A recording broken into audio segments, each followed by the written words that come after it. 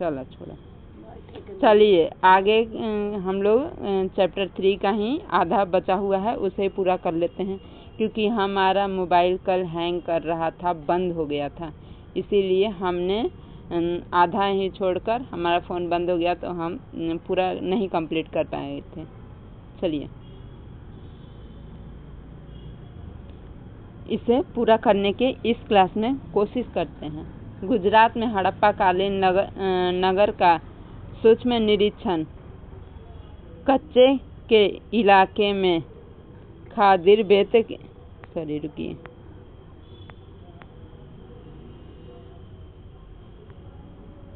कच्चे के इलाके में खादिर बेत के किनारे धौलावीरा नगर बसा हुआ था। वहाँ साफ पानी मिलता था और जमीन उपजाऊ थी। जमीन कैसी थी? पैदावार थी, जहाँ पर फसल अच्छी की जा सके। जहाँ हड़प्पा के कई नगर 2 भागों में थे।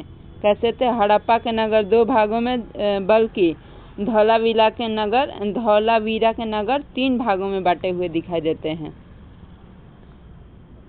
इसके हर हिस्से के चारों ओर पत्थर की ऊंची ऊंची दीवार बनाई गई थी। इसके अंदर आने के लिए बड़े बड़े प्रवेश द्वार थे। बड़ा मतलब मेन द्वार होता है ना, वो बहुत ही बड़ा होता था।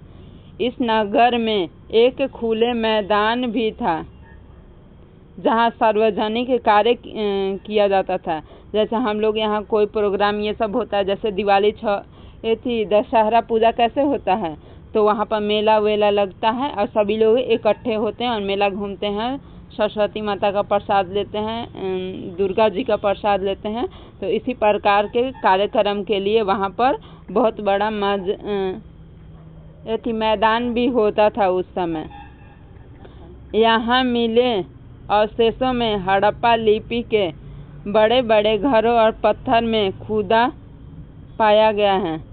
देखिए नानी कलकत्ता के मेला की बात कर रही है। वहाँ काली जी मिलती हैं दशहरा में घूमने को।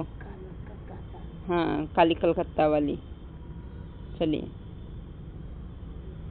इन अभिलेखों को संभवतः लकड़ी में जड़ा गया है। यह एक अनोखा अवशेष है, क्योंकि आमतौर पर हड़प्पा के लेख मुहर जैसे छोटी वस्तुएं पाई जाते थे। गुजरात में खंभात की खाड़ी में मिलने वाली साबरमती की एक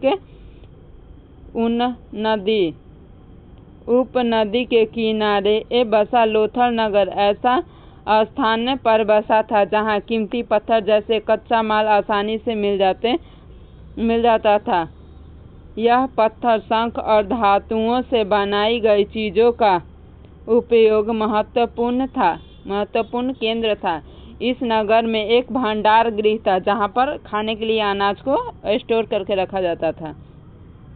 इस भंडार गृह में कई मुहरे और मुद्रांकन या मुहर बंद मिट्टी पर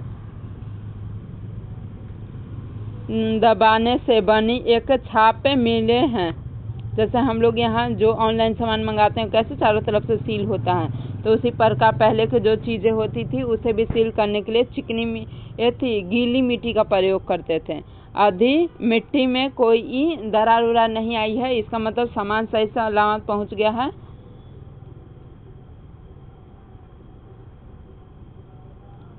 यहाँ पर एक इमारत मिली है। यहाँ संभवतः मनके का काम होता था। पत्थर के टुकड़े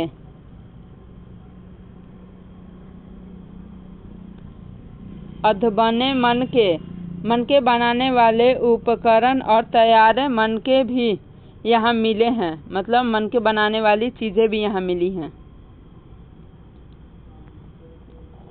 मुद्रा मुहर और मुद्रांकन या मुहरबंदी।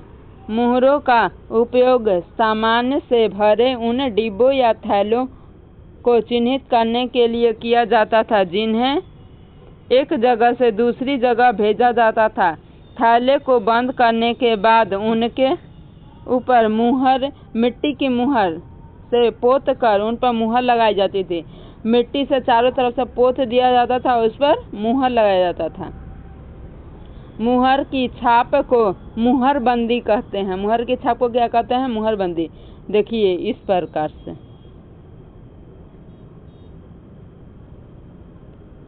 अगर यह छाप टूटी हुई नहीं है तो यह साबित होता है कि सामान के साथ कोई छेड़छाड़ नहीं हुई है।